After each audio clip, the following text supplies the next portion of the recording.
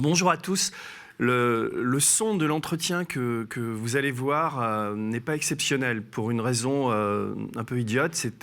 L'entretien était réalisé après le téléthon des grèves et les caméras étaient mal réglées. On s'était couché à 3 heures du matin et donc nous n'avons que le son de la caméra. Mais par son importance, sa gravité, il n'était pas possible de refaire cet entretien. Donc je vous demande d'excuser la qualité du son et d'écouter ce que nous dit Kamel Daoudi. Merci.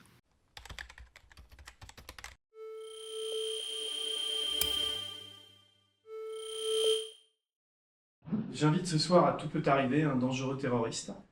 Je ne sais pas ce qu'on peut dire, mais en tout cas, je suis ravi. D'abord, je te serre la main parce que je ne t'ai pas vu depuis très longtemps. Bonsoir. J'invite Kamel Daoudi. Tu as 45 ans. On peut dire que tu es un prisonnier politique. Je ne sais pas comment te présenter. Alors, paraît-il, le statut de prisonnier politique n'existe plus en France. Donc, disons que je suis quelqu'un qui est un peu dans un no man's land juridique, administratif. Et j'ai souvent l'habitude de me définir un petit peu au carrefour entre Hugo Roy et le procès de Kafka. Oui. Alors, je trouve que tu as une santé d'académicien pour tenir, parce que je connais bien ton histoire, et c'est pour ça que je suis content de t'inviter aux médias. C'était important que tu viennes aux médias pour en parler, même si on aurait pu faire cette interview à Aurillac, où tu es assigné à résidence. Tu es assigné à résidence depuis 12 ans, je me trompe? Pratiquement 12 ans, oui. En avril, ça fera 12 ans. Et tu as fait 8 années de prison auparavant? Un petit peu moins, j'ai fait 6 ans et 9 mois de prison. Voilà. En fait, j'ai été condamné en appel à 6 ans ferme, mais j'ai eu quelques petits soucis avec certains agents de l'administration pénitentiaire, donc j'ai fait une peine un peu plus importante que celle qui était plus. On va en parler, parce qu'en plus tu étais dans un quartier de haute sécurité, je ne sais pas comment on appelle ça. Alors on appelle ça maintenant avant on appelait ça les QHS, effectivement, Ouais. maintenant on appelle ça les quartiers d'isolement. Je ne crois pas que le terme a changé, mais oui, ça ressemble en tout cas pas mal aux conditions qu'avaient dénoncées des gens, par exemple, comme Mérine. Alors, pour être honnête avec les gens, je te tutoie, je connais bien le dossier, je connais les jugements qui t'ont condamné, je connais le magistrat qui t'a fait condamner, je connais ton histoire, parce que j'ai fait un documentaire avec Yves Lespagnard et Nina, ma fille, qui s'appelle Ennemi public, qui est passé sur France 3. Tu es un des personnages du documentaire, mais je ne t'avais pas vu depuis 1 an et demi Oh, facilement, oui. Ouais, on prend des nouvelles les uns les autres, ensemble sur WhatsApp ou sur les réseaux. Et ton histoire me touche beaucoup. Et j'ai envie de faire cette émission ce soir pour que les gens comprennent un peu mieux qui tu es et l'aspect absolument kafkaïen de ce que tu vis.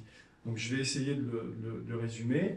On est en 2001, l'été 2001, tu décides de partir en Afghanistan parce que tu es dans une sorte de... Un petit peu avant, en fait, je pars en Afghanistan, enfin au Pakistan, puis ensuite en Afghanistan, au printemps 2001. On peut dire que tu es dans une sorte de crise un peu identitaire, tu te cherches, tu es assez à la suite d'une rupture amoureuse aussi. J'étais marié, et puis bon, j'ai eu une rupture avec ma première épouse, et voilà, j'étais un peu en recherche identitaire.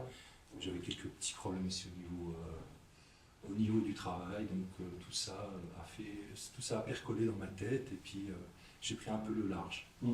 Alors sur ton histoire personnelle, donc tu as 45 ans, tu es diplômé, c'est quoi, tu étais ingénieur? Alors j'ai fait une licence de génie mécanique, une licence d'informatique, donc à l'université Paris 6 et à l'université Pierre-et-Marie Curie et à l'école normale supérieure de Cachan. Voilà, donc tu es quand même assez doué en informatique, on peut dire. Et, non, non, mais tu es plutôt bon sur tout. Et moi, j'ai un de mes amis, c'est comme ça que je décide de te rencontrer, parce qu'un de mes amis, on peut le citer, qui est tes amis aussi, qui est Valentin Lacambre, qui a fondé Gandhi, le site Gandhi, qui m'avait parlé de toi et qui était assez sidéré de voir le sort que te réservait la justice, parce que le Kamel Daoudi qu'il connaissait ne ressemblait pas du tout à celui qui était honni dans des tas d'articles qui ont été écrits sur toi dans ces années-là. Donc au printemps 2001, tu décides de partir au Pakistan puis en Afghanistan. Et puis le 11 septembre, il se passe ce que tu sais, c'est-à-dire ce que tu... Je reviens avant, moi, le 11 septembre. Je reviens à l'été 2001. Et effectivement, quand j'arrive, donc quelques mois avant, et puis que je suis sidéré de constater le 11 septembre comme tout le monde. Tu viens combien de temps avant le 11 septembre? Environ entre un mois et demi à peu près, 1 mois et demi, 2 mois dans ces eaux-là. Et tu es en Angleterre à ce moment-là, quand tu rentres ou... Alors oui, j'ai pris mon billet je suis parti de Londres et je suis revenu à Londres parce que j'avais un billet ouvert sur une année. Ouais. Je ne m'étais pas spécialement resté au Pakistan, au Pakistan, parce que j'avais pris un billet ouvert entre Londres et Islamabad. Et en fait, je suis revenu effectivement à un moment où, où cette destination-là s'est questionnée. Donc, Kamel, ce printemps, donc, tu te retrouves le printemps 2001, tu te retrouves en Afghanistan. Tu y retrouves un ami d'enfance qui est Jamel Belgal. C'est pas un ami d'enfance, mais c'est quelqu'un que je connaissais auparavant, j'ai déjà croisé, qui habitait dans la même ville que moi, donc on était amenés à se voir. Donc lui qui a été condamné pour terrorisme, qui a été soupçonné d'avoir voulu mettre une bombe à l'ambassade des États-Unis à Paris, je me trompe? Enfin, ce projet n'a jamais été objectivé en fait. Je sais, mais le juge Bruguière l'avait soupçonné de ça. Après, il était en fuite, il s'est fait arrêter par une escale d'avion. Enfin, il est en prison en ce moment ou il est où? Non, actuellement, il est en prison, mais en Algérie, puisqu'il a effectué. Il a été condamné une première fois dans le même cadre, dans le même dossier que le mien. Et puis il est sorti, donc il a été assigné à résidence pendant environ une année. Et il a été condamné une seconde fois dans un autre dossier. Et donc là, il a effectué l'entièreté de sa peine. Et ensuite, il a décidé de repartir en Algérie. Il avait, semble-t-il, reçu un certain nombre d'accords des autorités algériennes et qui n'ont pas été respectés. Non, absolument. Moi, on ne va pas rentrer dans le dossier de Jamel Belgal, mais on peut dire qu'il y a des zones d'ombre. Je ne sais pas comment m'avancer là-dessus parce que je le connais moins bien. Mais enfin, j'ai une telle méfiance à l'égard de la presse que j'ai lu des tas d'articles horribles sur lui, mais je ne connais pas le dossier, mais j'ai quelques doutes sur les accusations qui le concernent.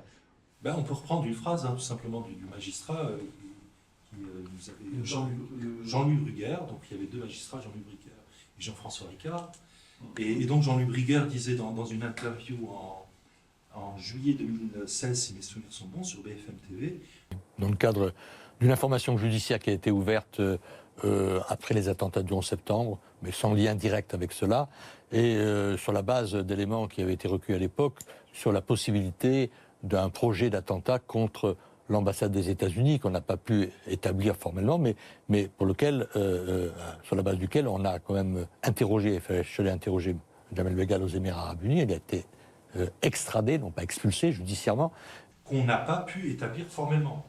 C'est ses propres propos, donc lui qui est le magistrat instructeur reconnaît formellement qu'il n'y a eu aucun élément qui a permis d'objectiver ce projet d'attentat.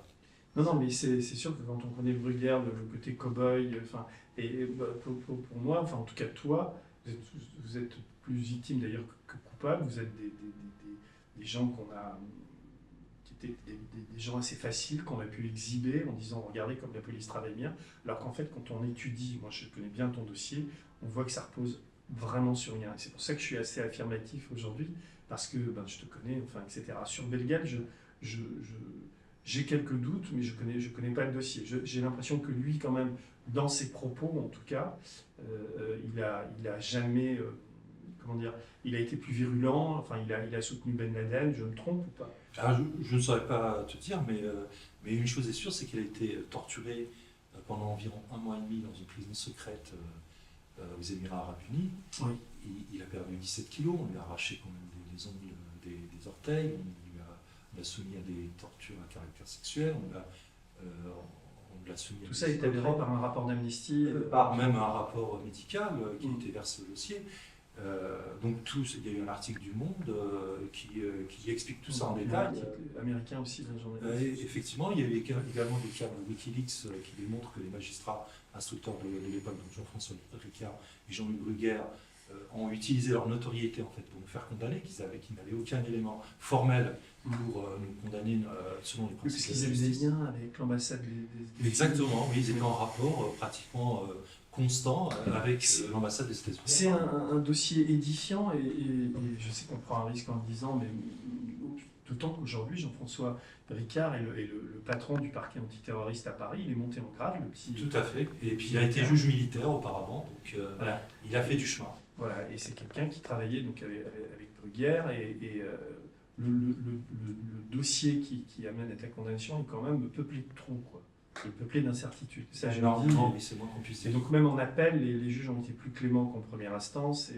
Oui, puisqu'en première instance, j'ai été condamné à 9 ans ferme et en appel à 6 ans, alors que j'avais exécuté pratiquement une grande partie, enfin une partie substantielle de ma peine en détention provisoire. Ce qui s'est passé, c'est que là, quand tu reviens, donc il y a le 11 septembre, et il faut absolument que les Français... Alors, je ne sais pas si tu te rappelles de l'ambiance du 11 septembre, mais on voulait absolument des coupables tout de suite. On voulait avoir tous les lieutenants de Ben Laden. Et donc on a cherché partout des coupables idéaux, et c'est comme ça que... Tu t'es retrouvé dans la photo. Moi, je me suis retrouvé tout simplement dans le téléphone de Bégal, qui a été arrêté et torturé pendant un mois et demi. Donc c'est comme ça que j'ai été retrouvé lié au dossier. Alors qu'au départ, j'étais témoin assisté. Au départ, je n'étais pas mis en examen. J'ai été mis en examen à la fin de ma garde à vue. Donc j'ai eu la chance, si j'ose dire, de faire 2 gardes à vue. C'était quand ça, la date? Alors c'était... en septembre. Voilà, fin septembre. C'était le 28 septembre, si mes souvenirs sont bons. Je me fais arrêter à Leicester, en Bretagne. Je suis conduit, je pense, à Londres. Je ne sais pas, puisque je suis conduit... enfin, c'est l'ambiance de l'après-11 septembre, avec toute la paranoïa qu'on connaît. Donc je suis arrêté par une équipe de l'équivalent des SWAT ou du GIGN britannique, je ne me rappelle plus de leur nom, mais donc avec une douzaine de lasers sur mon t-shirt. À 6h ce matin, je suis chez un ami, enfin une personne qui m'a hébergé à Leicester. Et ton intention était de rentrer en France? Oui. Alors pas tout à fait, parce qu'en fait moi j'étais revenu en France et j'ai lu un article du Monde où on parlait de l'arrestation de Jamel Bégal aux Émirats Arabes Unis. Et là j'ai pris peur parce que je me suis dit, forcément on va s'intéresser à moi si lui a été arrêté. Je connaissais un petit peu la justice antiterroriste française, la galerie Saint-Éloi pour ne pas la nommer, et je sais que Bruguière n'a pas fait dans la dentelle. Enfin, on se rappelle quand même d'un procès qui s'est tenu dans le gymnase de la prison de Fleury-Mérogis, la fameuse...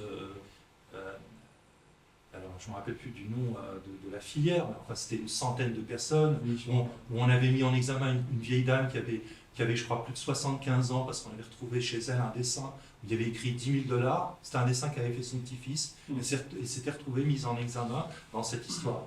Je crois que c'est l'affaire de Chasse-sur-Rhône. Enfin, ça a défrayé la chronique. En fait. Donc à ce moment-là, toi, tu es arrêté, tu arrives en France, tu es entendu. Alors, je fais une première garde à vue en Bretagne. Là, les autorités britanniques n'avaient pas d'accord d'extradition avec la France. Donc là, j'avais la nationalité française à l'époque, que j'avais acquis en fait pendant que j'étais en Afghanistan. Ironie du sort.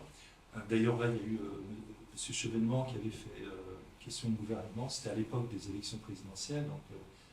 Et il s'était ému qu'on puisse m'accorder la nationalité française pendant que j'étais en Afghanistan.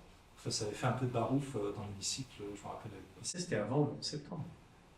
Non, c'était après. Et tu dis que tu étais en Afghanistan.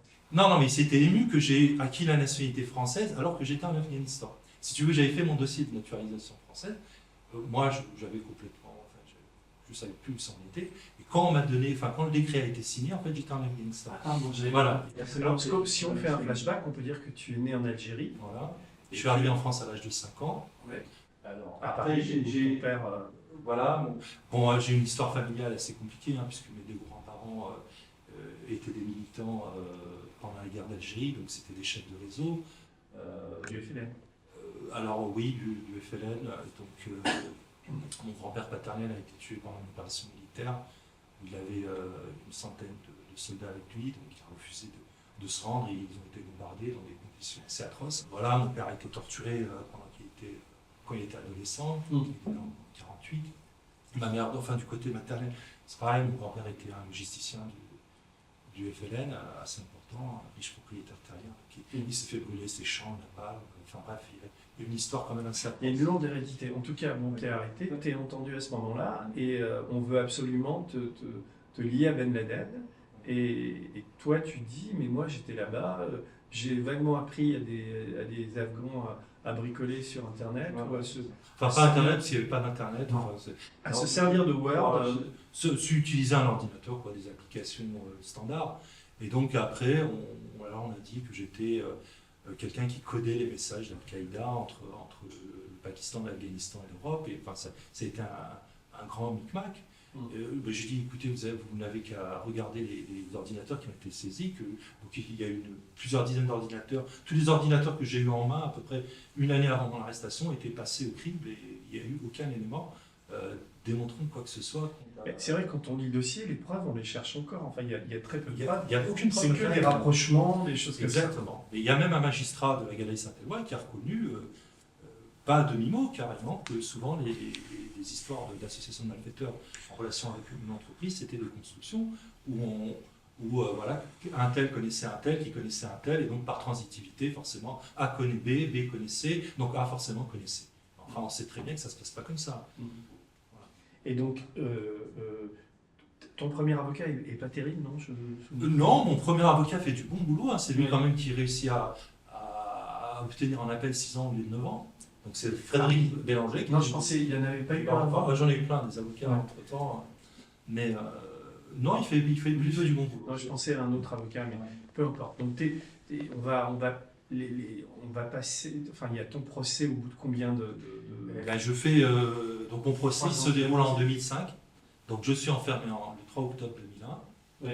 Et donc mon procès a lieu en mars, je crois, de 2004. Je te dis 2005, ça doit être 2004 plutôt. C'est dans cette période que tu es à l'isolement ou c'est... J'ai été à l'isolement pendant 4 ans et demi, sur la totalité de ma peine. Je me suis retrouvé à l'isolement, au quartier d'isolement total, hein, parce qu'il y a divers... J'avais vraiment le régime le plus dur. Et j'avais en plus... J'avais en plus partout. Enfin, j'ai fait pratiquement toutes les régions parisiennes, une partie des prisons de l'Est de la France. J'étais à Lyon. J'ai fait une trentaine de prisons parce que j'étais... j'avais un statut de DPS, c'est-à-dire détenu particulièrement surveillé. Donc tous les 3 mois, j'étais changé de prison. Il y a même eu un délire total pendant mon procès, certainement peut-être pour me déstabiliser, où on avait dit qu'il y avait une centaine de grammes de peintrite qui avaient été retrouvés à la prison de la Santé et qu'on préparait un mauvais coup en passant par les catacombes. Enfin, un délire, un truc à Tu as eu droit à des tortures aussi, de la musique qu'on te faisait entendre? Alors, des tortures, c'est un bien grand mot, mais en tout cas, j'ai eu le droit à des douches froides, j'ai eu le droit à l'hymne américain pendant toute la guerre en Afghanistan. C'était pour te faire parler, pour te faire avouer? Alors, je ne pense pas que les magistrats avaient donné des consignes, mais en tout cas, comme on dit dans le jargon, il faut attendrir la viande, hein, comme ils disent. Hein. C'est-à-dire que voilà, il faut mettre des coups de pression pour que la personne craque et qu'elle finisse par parler ou donner des éléments, etc. Moi, j'ai été clair au départ avec les magistrats instructeurs. Je leur ai dit, écoutez, si vous avez des éléments contre moi, il n'y a pas de problème, je répondrai à toutes vos questions. Maintenant, si c'est pour me faire des questions qui font une page ou une demi-page, parce que c'est comme ça que ça se passe, ça se passait à la Galerie Saint-Éloi à l'époque, alors ma réponse, elle était simple, je garde la primeur de mes déclarations au juge Kim Joo-jong. Et je suis resté sur cette ligne jusqu'à mon procès. Donc il y a des articles sur toi à ce moment-là. Donc j'en ai vu un vous présenter comme l'informaticien Ben Laden. Oui, le djihadiste de la toile. Je crois que c'était un article de Libération. Et là, tu es dans quel état d'esprit d'ailleurs à ce moment-là? Je suis primaire. Donc j'ai jamais fait de prison auparavant. Pour te dire, au début, alors ça fait bizarre quand on est en prison la première nuit. Alors, bien sûr, j'ai fait de l'épouse, j'ai fait la garde à vue. J'ai fait 2 gardes à vue en plus. J'en ai fait une en Grande-Bretagne de 48 heures, plus une garde à vue de 4 jours, de 96 heures. Alors à l'époque, c'était la DST, c'était René Laton. Entre-temps, je suis venu en Falcon. Alors là aussi, c'était rigolo parce que il m'avait mis 2 paires, vu qu'il n'y avait pas d'accord d'extradition entre les autorités britanniques et les autorités françaises. J'ai eu le droit à 2 paires de menottes. Et donc, en fait, des Anglaises et des Françaises. Des Anglaises et des Françaises. Et donc, quand les Anglais ont enlevé leurs menottes, quand j'ai mis le premier pas à terre sur le tarmac de Villacoublay, parce que je suis arrivé en avion de Sa Majesté. Donc ton procès dure combien de jours? Il dure, oui, pendant 1 mois et demi, je crois. Enfin, c'est toutes les semaines, mais c'est un procès assez long. avec des dizaines de tomes. Et t'étais pas le seul, il y avait... Alors on était, je crois, 9 personnes. Et là, tu as l'espoir que tu peux t'en sortir ou pas? Non, j'avais déjà suivi des procès auparavant, et je savais que, en général, lorsqu'on faisait de la détention provisoire, au mieux, on était condamné déjà pour la prison de Tu avais fait 3 ans et tu vas être condamné. Plus de 3 ans, 3 ans et demi. Condamné à 9 ans, puis ensuite tu fais appel et tu es condamné à 6 ans et tu sors. Donc tu sors à quel moment? Eh ben, je sors en avril 2008, le 21 avril 2008. Donc à ce moment-là, la France, il n'y a pas tellement d'attentats, il n'y a pas... la France est plutôt... Enfin, la France est jamais calme, mais Oui. il n'y a pas eu de... On n'est pas... C'est plutôt, oui, apaisé par rapport à ce qui s'est produit sérieusement, bien sûr. Donc là, qu'est-ce qui se passe? Entre-temps, on m'a retiré la nationalité française. Donc là aussi, on a utilisé un article qui date du Code Napoléon pour dire qu'en fait, lorsqu'on est de mauvaise vie ou de mauvaise mœurs, on peut rapporter le décret de naturalisation. Et donc c'est comme ça que François Fillon signe le décret pour retirer la nationalité française. Donc là, c'est le début d'un nouveau cauchemar pour toi. Et ben entre-temps, oui, j'ai divorcé avec ma première femme. Donc, je pensais pas à ça en posant la question. Oui, c'est dur, je me retrouve... Et parce que quand tu es en prison, tout ça, tu étais marié? Tu avais des non, avec ma première épouse, je n'ai pas eu d'enfants, mais effectivement, j'étais encore marié, il y avait encore les liens de mariage, il n'y avait pas eu encore de... Le divorce n'était pas encore complètement... Quand tu es parti en Afghanistan, tu étais encore marié. On était séparés, mais on était encore administrativement mariés. Tu divorces, mais surtout, on veut te renvoyer en Algérie. Quand tu Exactement.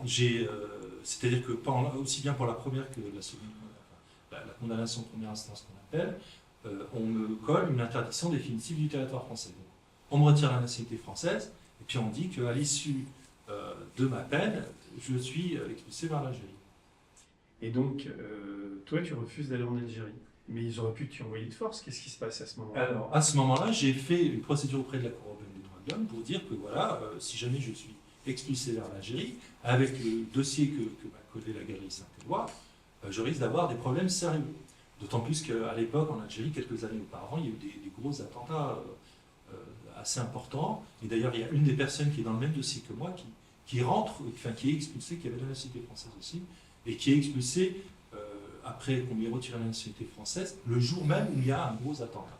Et donc il se retrouve au secret pendant, je crois, 90 jours, sa famille ne sait pas où il est. Il est dans une prison secrète, on sait. Donc là, bien sûr, moi, je me dis que mon sort risque... Alors c'est une personne qui est sortie à la barre, c'est-à-dire qu'elle a été condamnée pour la détention, exactement le nombre de jours de détention provisoire qu'il avait effectué. C'est presque l'assurance de retourner en tôle si tu repars en Algérie. Non seulement en tôle, mais en plus avec en prime éventuellement des tortures, un traitement dégradant minimal, etc. Donc là... Les Algériens aiment assez peu que les Algériens qui sont naturalisés en France, c'est déjà pas... En fait, l'Algérie et la France ont toujours collaboré en matière d'antiterrorisme depuis l'indépendance. Donc le fait d'avoir fait cette procédure à la Cour européenne des droits de l'homme gèle ton extradition. Alors effectivement, la Cour européenne des droits de l'homme répond déjà en urgence pour dire que le dossier est viable, et donc elle se laisse un certain temps pour étudier dans le détail le dossier. On est en quelle année là? Alors on est toujours en 2008, donc je suis placé entre-temps en centre de rétention administrative, donc je me retrouve avec des sans-papiers à Vincennes, et pour qu'on trouve un avion pour qu'on m'expulse vers l'Algérie. Et entre-temps, donc j'avais fait ma demande en fait, parce que j'étais en prison, mais le dossier n'est jamais arrivé. J'ai dû renouveler en catastrophe la procédure auprès de la Cour européenne des droits de l'homme. Et là, tu vas te retrouver, donc c'est le rythme infernal. Donc on est en 2020 aujourd'hui, je fais un bond... Tu as 12 années pendant lesquelles tu es assigné à résidence. Exactement. Tu peux pas... Alors, en fait, tu vas refonder... Est-ce que tu peux résumer un peu ce qui s'est passé? Alors, entre-temps, j'ai été assigné à... Donc, la Cour européenne des droits de l'homme a estimé que ma demande pouvait être étudiée, qu'elle était conforme. Et donc, entre-temps, on m'a assigné à résidence dans la Creuse. C'est là que je rencontre ma femme. Donc là, je refais ma vie. Oui, parce qu'on peut dire, quand tu es assigné à résidence, moi j'ai vu les conditions dans lesquelles ça se passait, tu es dans un endroit, tu dois pointer... Je suis dans une commune, je dois pointer 2, 3 fois ou 4 fois par jour. Au début, Tous les jours. c'était 2. Au départ, Quand c'était je 2 t'ai points. croisé, c'était 4 fois. Oui, oui, mais ça a évolué. C'est passé de 2 à 3, puis 4, puis c'est revenu à 3, et puis c'est revenu à 2, et ça peut repasser à 4 à tout moment. Alors avant, j'avais pas de couvre-feu, et puis entre-temps, depuis qu'il y a eu en fait... en Les gros, attentats. après les attentats, quand il y a eu l'état d'urgence, là, donc le ministre de l'Intérieur de l'époque, M. Cazeneuve, pour pas le nommer, donc a tout fait pour parce que moi j'avais le régime entre guillemets le moins délétère. Donc il a tout fait pour m'aligner sur tous les autres assignés à résidence, donc pour me coller. C'est là où on voit la manière dont les politiques réagissent dans l'émotion pour plaire à l'opinion, etc. Et vous êtes des gars collatéraux, tout le monde en a à foutre, des types comme vous. Ah mais tout à fait, mais non seulement ils n'en ont rien à faire, mais en plus, en fait, on sert même pratiquement d'homme sandwich pour vendre l'antiterrorisme à la française, pour dire, regardez, vous voyez... Tu peux expliquer ça? Comment expliquer ça? C'est facile de prendre quelqu'un qui n'est pas dangereux, de l'exhiber, dire que c'est quelqu'un d'extrêmement dangereux en lui mettant un chapeau plus gros que sa tête, et puis en lui imposant une routine ravageuse, et puis en disant, à travers les médias, vous voyez, on fait ce qu'il faut pour la sécurité, et pour l'ordre et la sécurité, qui sont les deux rengaines habituelles de la police et de la justice. Et donc dormez bien, braves gens, c'est un peu ça. Mais il y a des officiers du renseignement, beaucoup, qui disent que ce n'est pas forcément la bonne manière de procéder. On t'exhibe, on te sort de ta résidence de temps en temps pour dire regardez comment on travaille. Mais donc ce qu'il faut dire, donc un des premiers endroits où tu vas, c'est où tu Donc c'est à Aubusson, dans la Creuse, donc capitale de la tapisserie. Ouais. Et là, en fait, tu vis dans une maison, un appartement. Alors là, le ministère de l'Intérieur m'impose de vivre dans un hôtel, donc il paye l'hôtel et puis la pension, la demi-pension. Ouais, ce qu'il faut dire, le paradoxe aussi, c'est que ça coûte. Ça coûte de l'argent, ça coûte énormément d'argent. Moi, j'ai rien demandé, c'est-à-dire que moi, je m'en serais passé. Tu as bien de bosser, tu as un CV, tu es ingénieur. Voilà, c'est-à-dire que j'ai pas on m'interdit de travailler, et puis on me met en plus, à chaque fois, à un endroit différent. On prend un petit peu comme le petit bonhomme là, qui a sur les applications de géolocalisation. On prend le petit bonhomme, et puis on le jette à un endroit, et puis il est resté simple. Donc là tu rencontres une jeune fille qui est professeure. Voilà, professeur fonctionnaire de l'éducation nationale. Vous fondez une famille. Exactement, on fonde une famille. Aujourd'hui, vous avez combien? Alors, elle avait déjà une fille, donc c'est ma belle-fille, et puis on a 3 enfants. D'accord. Bon, j'ai vu les photos, ils sont magnifiques. C'est vraiment... Oui, parce que là il y a un moment où c'est pour ça que c'est très pervers cette situation où à Aubusson tu regoutes malgré le fait de pointer, tu regoutes à la vie et au bonheur un peu. Enfin, je sors de la prison, je sors du centre de rétention administrative qui est vraiment extrêmement délétère. Moi j'ai vu des gens se coudre la bouche, se lacérer, même des gens qui faisaient des tentatives de suicide juste pour ne pas embarquer dans l'avion et retourner dans un pays qu'ils ont quitté pour des raisons politiques, pour des raisons économiques, etc. Donc pourtant je passe que 3 ou 4 jours dans ce centre de rétention à Vincennes, et pourtant j'ai connu la prison, j'ai connu les quartiers d'isolement, et là impossible de dormir, impossible... Enfin, c'est vraiment... c'est dramatique ce qui s'y passe. Et alors en plus, même au centre de rétention, je suis mis dans un quartier d'isolement, c'est-à-dire qu'il n'y a pas le droit d'être avec les autres personnes. Mais je crois suffisamment de gens, puisque ça arrive à toutes les heures du jour, de la journée, de la nuit, des gens qui sont là pour... alors maintenant c'est 90 jours, je crois, ou 45 jours. À l'époque c'était moins longtemps. Mais il y a des gens qui arrivent, qui sont enfermés là, juste parce qu'ils n'ont pas de papier, et qui attendent un vol pour retourner dans leur pays. Toi, donc, tu refuses toujours. Régulièrement, on te pose la question, est-ce que vous voulez partir en Algérie, monsieur Daoudi Non, on ne pose pas la question, mais moi, à partir du moment où je fais une procédure auprès de la Cour européenne des droits de l'homme, voilà. Donc cette procédure, tu l'as démarrée en quelle année? Alors, je l'ai démarré en avril 2008. Elle est toujours en... Alors non, j'ai eu une décision le 3 décembre 2009 qui m'a donné raison, donc j'ai gagné contre l'État français. Et donc là, la Cour européenne des droits de l'homme a dit à la France, vous ne pouvez pas expulser M. Kamel Daoudi vers son pays d'origine parce qu'il risque des traitements dégradants et inhumains. Et donc ça, ils l'ont objectivé par rapport à des rapports d'ONG. Mais la France veut toujours t'expulser. La France veut toujours m'expulser. Elle considère que ma place n'est pas en France. Mais la jurisprudence ne dit pas que la Cour européenne est supérieure à la France. Alors le droit, effectivement, le droit international, le droit européen est supérieur à tous les droits nationaux.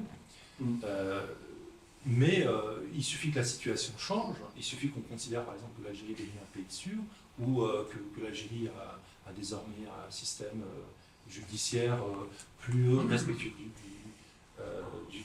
de l'état de droit pour que cette décision puisse être attaquée.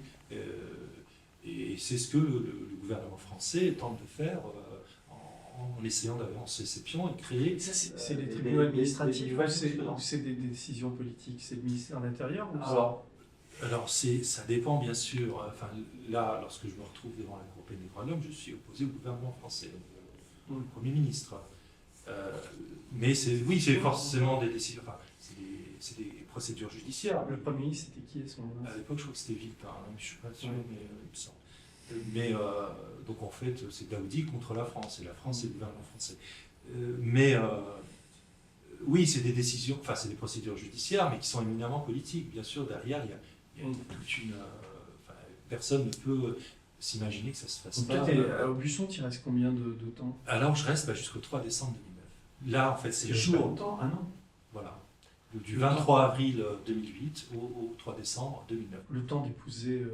Voilà, le temps d'épouser ma femme, d'avoir un enfant qui n'était pas encore né, puisqu'elle est née pendant que j'étais en prison. Parce que là, alors ce qui se passe le 3 décembre 2009, c'est que j'accompagne ma femme donc à la clinique pour qu'elle fasse sa dernière échographie, je crois du 8e mois, du 7e ou 8e mois, du 8e mois, puisque ma fille est en janvier. Et donc là, je suis arrêté à 18 km de l'endroit où j'étais obligé d'être assigné à la Je suis sorti du cercle. Je suis sorti de la commune, mais tout simplement parce que je ne pouvais pas laisser ma femme partir sur les routes enneigées de la Creuse pour aller à la clinique qui se trouvait à Limoges, donc à 90 km de Busson, toute seule, sachant que ce jour-là, la Cour européenne des droits de l'homme donnait sa décision. C'est-à-dire que si la décision avait été négative, j'aurais été embarqué immédiatement, sans pouvoir voir sur le monitoring à quoi ressemblait ma fille. En plus, ce jour-là, ma belle-fille était malade, elle ne pouvait pas aller à l'école. Donc il n'y avait que des mauvaises décisions à prendre. J'ai décidé, malgré tout, d'accompagner ma femme jusqu'à la clinique. Et là, je me suis fait arrêter à 18 km. Et on t'a amené où à ce moment-là? Donc là, on m'a mis en détention. On m'a mis dans une cellule de garde à vue, donc à la gendarmerie de Busson, et on a attendu la décision du procureur. Donc là, le procureur a voulu me faire comparaître en comparaison immédiate. Là, c'était les fêtes. Donc je savais que si je passais en comparaison immédiate, j'allais prendre la peine maximale, c'est-à-dire 3 ans. Puisque si on quitte l'endroit où on est assigné à la résidence, c'est 3 ans ferme. Enfin, à l'époque, c'était 1 an ferme, mais on s'est passé à 3 ans ferme. Donc là, je décide d'attendre. Donc je suis mis en détention provisoire parce que voilà, avec le pédigré entre guillemets que j'ai. Et alors non seulement, au début j'étais dans la prison qui était juste à côté de là où vivait ma femme. Et après on a décidé de m'éloigner à 450 km du domicile de ma femme. Voilà, et ma femme était enceinte. Mais t'as pris 3 ans à ce moment-là? Non, j'ai pris 6 mois ferme. Sur les 6 mois, j'ai exécuté 4 mois et demi parce que pour comportement, j'ai eu le droit à mes remises de peine, comme tout détenu qui a une détention sans problème. Et donc... Et là, il t'emmène où? Tu sors, tu vas habiter où à ce moment-là? Tu retournes à Aubusson? Alors non, là, si je ne retourne pas, avec ma femme, qui entre-temps a accouché d'une petite fille, qui est prof, qui a une vie sociale, etc. On décide de m'envoyer en Haute-Marne. Donc très loin, puisque ma femme était dans la Creuse. Et là, on essaie de casser clairement la petite vie de famille que j'avais, l'embryon de vie de famille que j'avais commencé. Comment tu as accepté ta belle famille? Enfin, ça a été compliqué. Alors, ma belle famille, il faut savoir que le grand-père paternel de ma femme était militaire. Il est parti au Malki à l'âge de 17 ans parce qu'il avait tué un soldat SS. C'était soit lui, soit... C'était l'un ou l'autre. C'était le premier qui dégainait qui avait raison. Donc il l'a tué avec son propre poignard, le poignard du SS, et il est monté au Malki. Donc il a été soldat de carrière, ça a été le sous-officier le plus décoré de France, l'un des sous-officiers les plus décorés de France. Il a fait de Chine, l'Algérie, etc. Donc son fils, sa fille, c'est le grand-père en fait, enfin sa petite fille, pardon. D'accord. Et donc ces gens ont fini par t'accepter un peu? Oui, au fur et à mesure. Alors au début, bien sûr, oui, les filles mariées avec un terroriste, c'est à la fois dans un petit village. Après, quand on apprend à me connaître, on voit que entre l'image médiatique et puis oui, parce que ce qu'il faut dire, c'est que moi, je te rencontre des années plus tard à Saint-Jean d'Angély, et que là, tu as des tas d'amis. Enfin, chaque fois où tu vas quelque part, tu vas faire combien de villes en 12 ans? Et alors là, j'en suis à la 7e, au 7e point de chute à Aurillac. À l'époque, c'était la 6e. C'est très, très troublant parce que moi, je t'ai rencontré, tu habitais dans un hôtel genre Formule 1, enfin, je sais plus comment ça s'appelait. Oui, c'était un hôtel un peu à l'américaine, une espèce de motel. Ouais. Et tu prenais ton vélo, tu allais pointer 4 fois par jour. Enfin, ça te faisait de l'exercice, mais au bout d'un moment. Alors j'ai calculé que j'ai fait plusieurs fois le tour du monde. Ouais, parce que chaque fois, il y a ce truc d'aller pointer, tu vas voir les gendarmes, tu pointes, tu étais obligé de le faire. Et quand tu as une demi-heure de retard ou un truc, ce qui t'est arrivé à Saint-Jean d'Angély, paf, tu repasses au tribunal, tu as été amené à... Alors la première fois, on me fait un avertissement, j'ai eu quelques minutes de retard. La deuxième fois, on me dit non, là, monsieur Davidi, c'est grave. Vous avez été en retard à 2 reprises, enfin, vous avez été en retard d'une demi-heure à un pointage et d'une demi-heure au couvre-feu, parce que j'avais un couvre-feu, c'est-à-dire entre 21h et 7h du matin, je n'avais pas le droit de quitter ma chambre d'hôtel. Donc là, c'était le drame, d'autant plus que les OPJ, c'était vraiment donné du mal pour faire une enquête, etc. Mais bon, enfin, quand on voit l'enquête qui a été faite, et puis pour 1 heure de retard, oui, ça devient... Récemment, oui, c'était il y a à peu près 1 an, tu es repassé au tribunal à Saintes. Et le tribunal a relaxé, donc il a considéré qu'il n'y avait aucun élément pour me condamner. Donc c'est vraiment ma première vraie victoire. Oui, tout à fait. D'autant plus que c'était pendant les vacances, pendant la Coupe du Monde. Enfin, je veux dire, tout le monde regardait le match de foot, c'était la France contre je ne sais plus quelle équipe. Et voilà, il y en a un seul qui se... Et en plus, c'était une personne qui n'était même pas habilitée à me surveiller, qui me surveillait en civil. Enfin, ça faisait vraiment l'acharnement. L'acharnement. C'est une punition. C'est une triple sanction. La première punition a été sa peine de prison qu'il a exécutée. La deuxième a été la peine d'interdiction du territoire, le bannissement. Et aujourd'hui, la troisième, c'est cette assignation à résidence. C'est une punition, une sanction supplémentaire pour le pousser à quitter la France, alors qu'il est, une fois de plus, inexpulsable. Et ce qui est troublant, c'est que quand tu vas dans des villes comme ça, tu commences à tisser des liens chaleureux. Alors les médias me précèdent. Déjà, attention, c'est le terroriste qui arrive, donc c'est les médias, après c'est les réseaux sociaux. Donc effectivement, ça crée une psychose. C'est avant même que je sois arrivé, ça y est, c'est déjà le grand méchant loup. La dernière fois quand tu as débarqué à Aurillac, il y a quand même eu une manifestation du bloc identitaire contre toi. C'était très violent. Génération identitaire. Et le maire d'Aurillac a demandé à ce que tu dégages. Enfin, oui. Le maire, pourtant, qui est socialiste. Hein, mais bon, voilà, il y a... faut leur expliquer à ces gens-là que tu n'es pas... Mais pourtant, j'ai essayé de leur expliquer. Et j'ai même essayé de rencontrer cette personne pour lui dire, écoutez, tout va bien se passer à condition que vous ne fassiez pas un certain nombre de conneries. Je vais vous dire surtout les conneries qu'il ne faut pas faire. Et le gars m'a pris de haut, m'a dit non mais moi je suis maire, je sais, vous n'avez pas de, vous n'avez rien à me dire. Il a fait exactement tout le contraire de ce qu'il fallait faire. À moins que c'était. C'est-à-dire les conneries, c'est quoi? C'est demander ton expulsion. Non, les conneries déjà, c'est de mettre la loupe sur moi, d'envoyer les médias à la moindre suspicion, de me stigmatiser en laissant cours à des rumeurs les plus folles. Parce que moi, quand je suis arrivé pour la première assignation à résidence, les gens étaient persuadés que j'étais une des personnes qui avait commandité le 11 septembre, rien que ça. C'était comme ça que les gens me présentaient.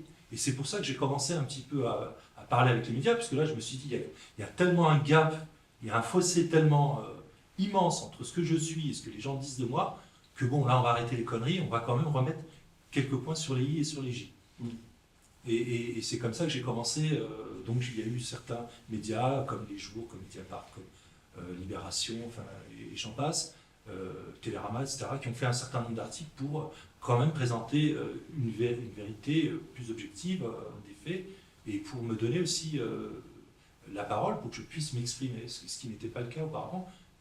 souvent ça avait été des articles à charge où certains journalistes se contentaient de sortir des PV hors contexte, en les coupant, les biaisant, etc. Et j'avais pas vraiment voix au chapitre. Donc là, pour ce voyage en Afghanistan, donc tu fais parce que c'est en prison, et 12 ans d'assignation à résidence avec des pointages, ça fait 12 années de ta vie. Ça fait 12 années, je suis à je crois, plus de 13 000 pointages.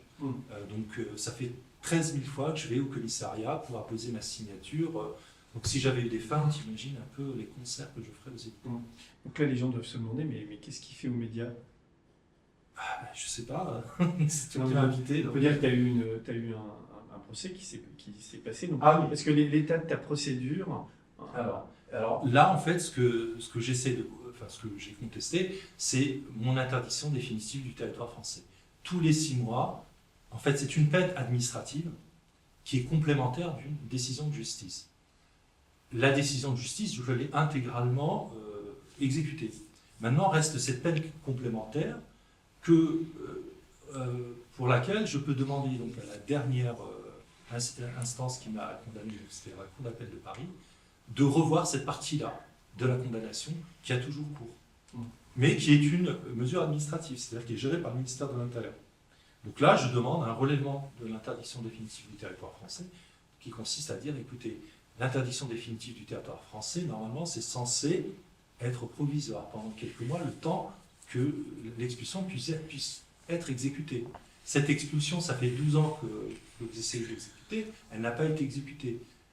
Donc, moi, j'essaye de dire que, voilà, il y a une forme d'acharnement, puisque cette peine administrative, nous ne pouvons plus être exécutés, ça devient, de fait, comme une peine de prison, en fait.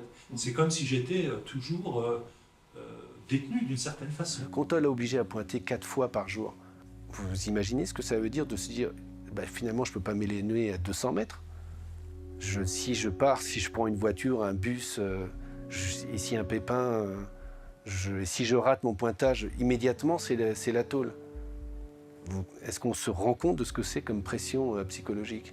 Là, actuellement, mon avocat, c'est Maître Daoud et Maître Partouche, donc du même cabinet, du cabinet Vigo, qui s'occupe de défendre les intérêts. D'accord. Et là, tu as bon espoir? Écoute, la décision a été mise en délibéré, donc normalement, d'ici un mois et demi, je ratifie. Et s'il refuse, c'est reparti? S'il refuse, c'est reparti. Je pourrais refaire éventuellement une demande de relèvement en IDTF d'ici 6 mois ou 1 an. Mais sinon, l'assignation à résidence a toujours cours.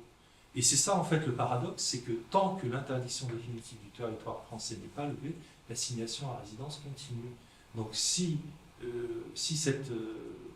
la France n'arrive pas à m'expulser, légalement, j'entends, puisqu'il y a une décision de la Cour européenne des droits de l'homme, eh bien, je serai toujours assigné à résidence. Et donc, cette peine administrative peut être perpétuelle, puisqu'elle est adossée à cette fameuse interdiction.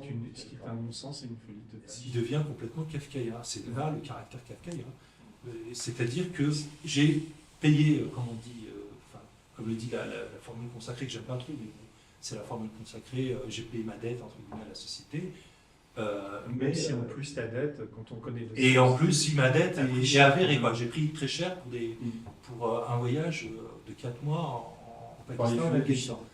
Peut-être pas, mais j'aurais eu peut-être une peine plus légère, effectivement, si j'avais été cueillir quelques graines de babo là-bas. Ce qu'il faut dire, c'est que quand même, qu'il y a des gens, de plus en plus ceux qui s'intéressent à toi, dont moi, mais aussi Amnesty International, mais aussi des groupes locaux qui te soutiennent. Enfin, oui, il y a des ONG, bien sûr, il y a des ONG, il y a des associations, il y a des particuliers qui me soutiennent comme ils peuvent. Alors forcément, c'est pas facile de soutenir quelqu'un qui a été condamné pour terrorisme, parce que c'est la vérité judiciaire. Alors maintenant, t'es marqué au fer blanc. Je suis marqué au fer rouge.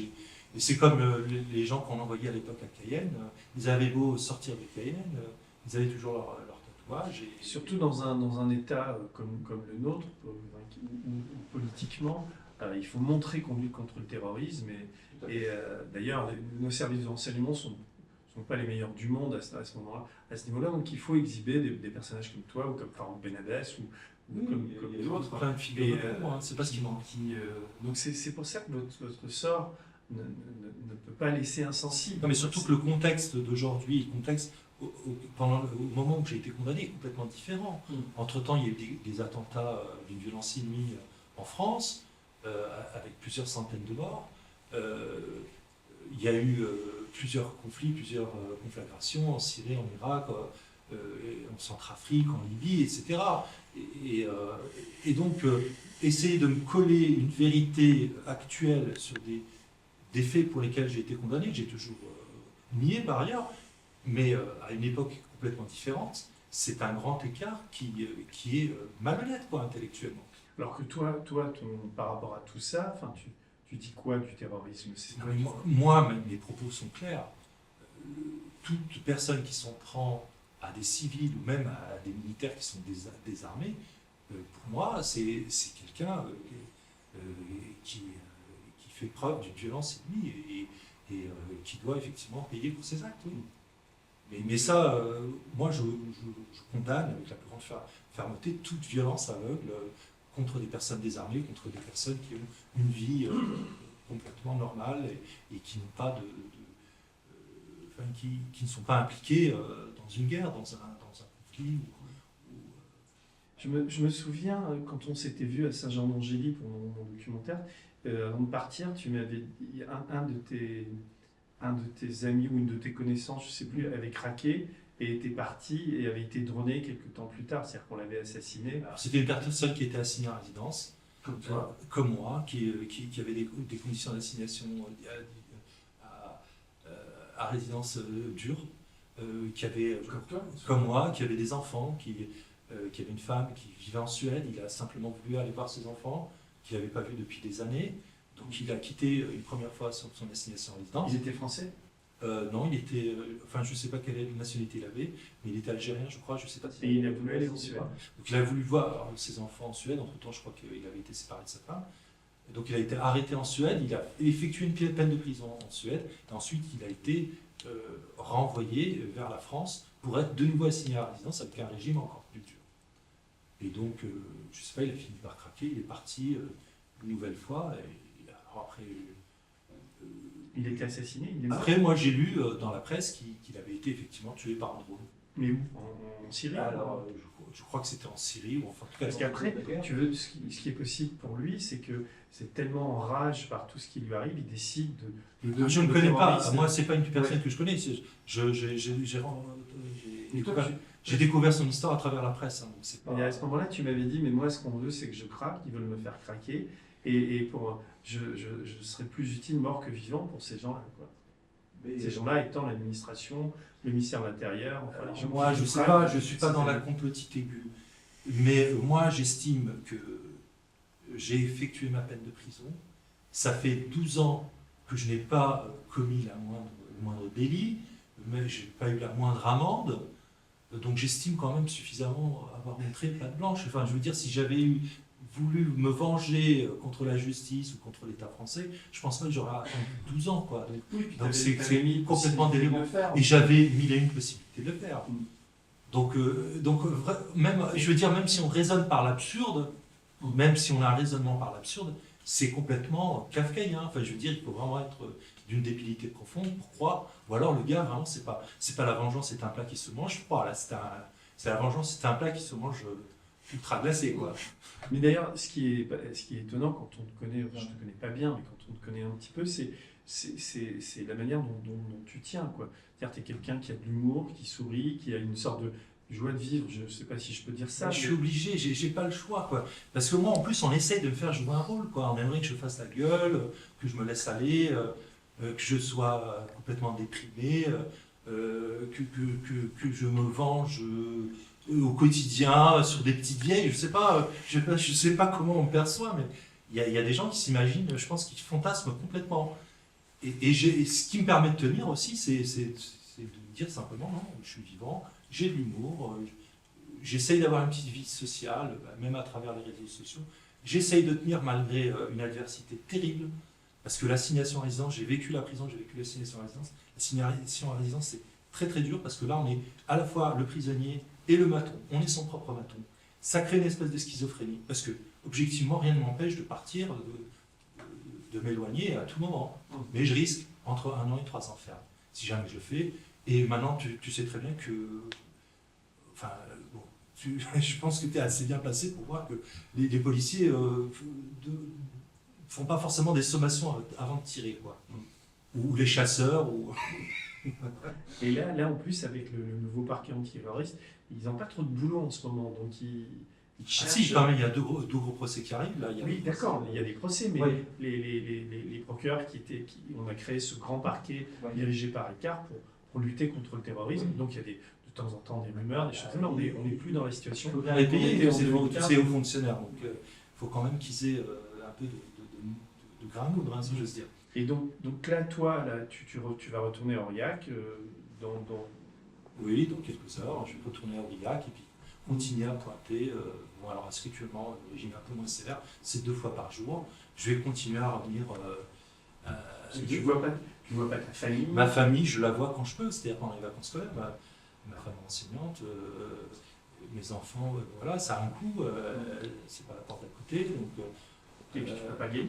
Et puis moi, je peux pas me déplacer. On m'a touché le RSA. Non, je n'ai aucune aide. Alors là aussi, il y a des fantasmes. Je ne touche aucune aide. Je n'ai pas le droit de travailler. C'est-à-dire que si ma femme et ma famille ne m'envoient pas quelques mandats, je crève la dalle. Et là, j'ai rien. Là, quand tu es assigné par exemple à Aurillac, tu as une somme tous les jours pour... Non, je n'ai absolument rien. Au départ, j'étais à l'hôtel. Donc il y avait une prise en charge de la pension. Et puis après, entre-temps, la préfecture m'a trouvé un domicile, mais je n'ai pas choisi. Enfin, moi, je préférais être ailleurs. Enfin, je préférais travailler comme tout le monde, pouvoir subvenir à mes besoins. Mais par contre, c'est tout. Il n'y a pas d'autres prises en charge. Donc, pour les repas, je donne tu les étais repas. à Saint-Jean-d'Angély, Ouais. tu avais le droit à... Il y avait une demi-pension. J'avais le droit au petit déjeuner et au dîner. Non, j'ai pas. Là, j'ai rien.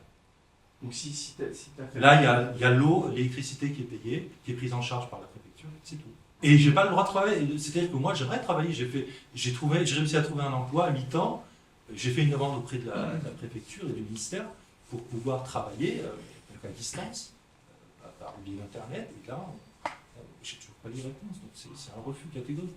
Et dis-moi, est-ce que tu prends un risque à nous parler aujourd'hui, à venir ici et parler...